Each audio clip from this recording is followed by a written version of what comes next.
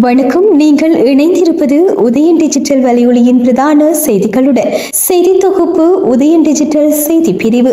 செய்திகளுடன் இணைந்திருக்கும் நான் லிஷா தரணீஸ்வரன். இந்தியாவில் இருந்து இலங்கைக்குள் சட்டவிரோதமான முறையில் நுழைந்த 4 இலங்கையர்கள் உள்ளிட்ட 6 பேர் கைது செய்யப்பட்டு வல்வெட்டித்துறை போலீஸ் நிலையத்தில் தடுத்து வைக்கப்பட்டுள்ளனர். திருகோணமலை மற்றும் மன்னார் மாவட்டங்களை சேர்ந்த ஆண் பெண் மற்றும் 2 சிறுமிகள் என 4 பேர் இலங்கையில் இருந்து சட்டவிரோதமான முறையில் இந்தியாவிற்கு சென்ற நிலையில் இந்திய கடலோர காவல் படையினரால் கைது செய்யப்பட்டு மண்டபம் அகதிகள் முகாமில் தடுத்து வைக்கப்பட்டிருந்தனர். இந்த நிலையில் குறித்த 4 பேரும் இந்தியாவில் இருந்து மீண்டும் இலங்கைக்கு சட்டவிரோதமான முறையில் கடல் வழியாக திரும்பியுள்ளனர். அவர்கள் 4 பேரையும் வல்வெட்டித்துறை பகுதியை சேர்ந்த 2 படகோட்டிகள் இந்திய கடல் எல்லைக்குள் சென்று அழைத்து வந்துள்ளனர். இது குறித்த தகவல் அறிந்த போலீசார் சட்டவிரோதமான முறையில் இலங்கைக்குள் புகுந்த 4 பேரையும் அவர்களை அழைத்து வந்த படகோட்டிகளையும் கைது செய்து வல்வெட்டித்துறை போலீஸ் நிலையத்தில் தடுத்து வைத்து விசாரணைகள் முன்னெடுத்து வருகின்றமை குறிப்பிடத்தக்கது.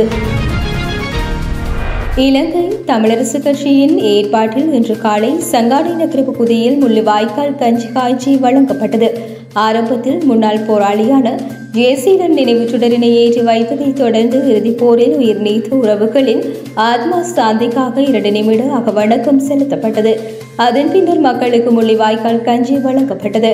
இதில் வடக்கு மாகாண சபை முன்னாள் உறுப்பினர் சுகிர்தன், பிரதேச சபையின் உறுப்பினர்களான ஜெயந்தன், கந்தையா, இலங்கேஸ்வரன், ஜெசிந்தன், ஆதவன் உள்ளிட்ட கட்சியின் உறுப்பினர்கள் பலர் கலந்து கொண்டனர். வவுனியாவில் உள்ள சபைகளில் ஆட்சி அமைப்பதற்காக இலங்கை தமிழரசு கட்சியும் ஜனநாயக தமிழ் தேசிய கூட்டணிக்கும் இடையில் புரிந்துணர்வின் அடிப்படையில் உடன்பாடுகள் எட்டப்பட்டுள்ளன என்று நாடாளுமன்ற உறுப்பினர் ப. சத்தியலிங்கம் தெரிவித்துள்ளார். இது தொடர்பில் அவர் மேலும் தெரிவிக்கையில், வவுனியாவில் உள்ள உள்ளூராட்சி சபைகளில் ஆட்சி அமைப்பது தொடர்பாக ஜனநாயக தமிழ் தேசிய கூட்டணிக்கும் இலங்கை தமிழரசு கட்சிக்கும் இடையிலான கலந்துரையாடல் நேற்று இடம்பெற்றது. இதன்போது நமக்கிடையே புரிந்துணர்வில் அடிப்படையில் சில உடன்பாடுகள் எட்டப்பட்டுள்ளன.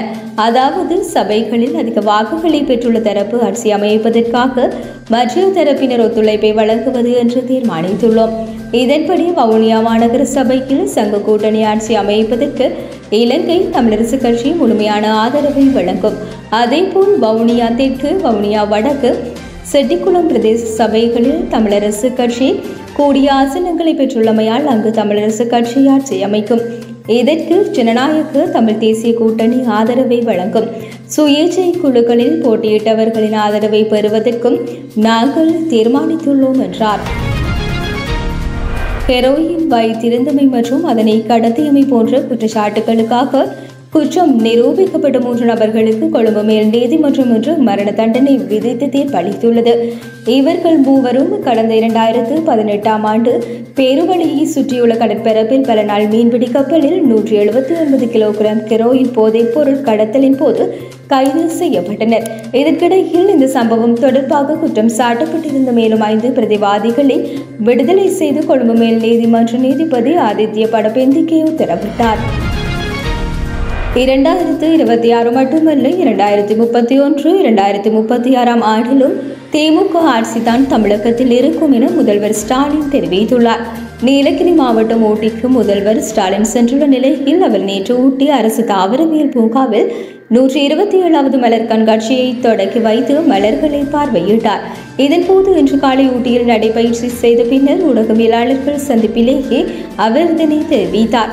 தொடர்ந்தும் கருத்து தெரிவித்த அவர் 2026 மட்டுமல்ல, 2031, 2036ஆம் ஆண்டிலும் திமுக ஆட்சிதான் தமிழகத்தில் இருக்கும். திராவிட மாடல் ஆட்சிதான் தமிழகத்தில் நிலைத்து நிற்கும். மக்கள் திராவிட மாடல் ஆட்சிக்கு அதிக ஆதரவு அளித்து வருகின்றனர். ஜனாதிபதி உச்சநீதிமன்றத்தில் கருத்து கேட்ட விவகாரத்தில் உரிய நடவடிக்கை எடுக்கப்படும். பிற மாநில முதல்வர்களுடன் கருத்து கேட்டு உரிய நடவடிக்கை எடுக்கப்படும் என்றார். மேற்கு சீனாவில் இன்று அதிகாலை 4.6 ரிக்டர் அளவுகோலில் சக்தி வாய்ந்த நிலநடுக்கம் ஒன்று பதிவாகியுள்ளது. குறித்த நிலநடுக்கத்தின் போது கட்டடங்கள் குலுங்கியதால் பொதுமக்கள் அச்சமடைந்து வீதிகளில் தஞ்சமடைந்துள்ளதாக தெரிவிக்கப்பட்டுள்ளது. இந்த நிலநடுக்கத்தினால் ஏற்பட்ட சேத விவரங்கள் தொடர்பான தகவல்கள் இதுவரை வெளியாகாத நிலையில் குறித்த பகுதிகளில் பச்சை எச்சரிக்கை விடுக்கப்பட்டுள்ளமை சுட்டிக்காட்டத்தக்கது. அமெரிக்க ஆடவர் அணியின் புதிய தலைமை பயிற்சியாளராக இலங்கை மற்றும் கனடாவின் முன்னாள் சர்வதேச வீரர் புபுது தசநாயக்க நியமிக்கப்பட்டுள்ளார். மேற்கிந்திய தீவுகளுடன் இணைந்து நடாத்திய ஐசிசி ஆண்கள் T20 உலக கிண்ணத்தில் ஆஸ்திரேலிய அணியை வழிநடத்திய பின்னர் முன்னாள் ஆஸ்திரேலிய வீரர் ஸ்டூவர்ட் லா கடந்த ஆண்டு இறுதியில் பதவி விலகியதை அடுத்து தசநாயக்க தலைமை பொறுப்பில் நியமிக்கப்பட்டுள்ளார். அமெரிக்காவுடன் தலைமை பயிற்சியாளராக தசநாயக்க பொறுப்பேற்பது இது 2வது முறையாகும். 54 வயதான அவர் இதற்கு முன்பு 2016 ஆண்டு முதல் 2019 ஆண்டு வரையிலான 3 ஆண்டுகள் பொறுப்பில் இருந்தார். அந்த காலகட்டத்தில் அமெரிக்கா தனது ஒருநாள் போட்டி அந்தஸ்தை பெறவும் கிரிக்கெட் அரங்கில் வளர்ந்து வரும் நாடாக தங்களை நிலைநிறுத்திக் கொள்ளவும் தசநாயக்க உதவினார். அதன் பின்னர் தசநாயக்க நேபாளம் மற்றும் கனடா அணிகளுடன் தலைமை பயிற்சியாளராக பணியாற்றியுள்ளார். மேலும் கடந்த ஆண்டு அமெரிக்கா மற்றும் மேற்கிந்திய தீவுகளில் நடைபெற்ற T20 உலக கிண்ணத்தில் நேபாளம் அணி முதல் முறையாக விளையாட உதவினார்.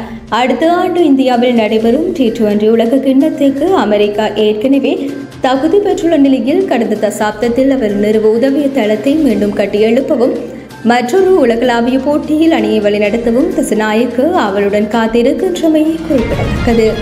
இத்துடன் உதயன் டிஜிட்டல் வலையொலியின் பிரதான செய்திகள் நிறைவடைகின்றன. தொடர்ந்தும் செய்திகளை உடனுக்குடன் அறிந்து கொள்ள எமது உதயன் டிஜிட்டல் வலையொலி பக்கத்துடன் இணைந்திருங்கள். வணக்கம்.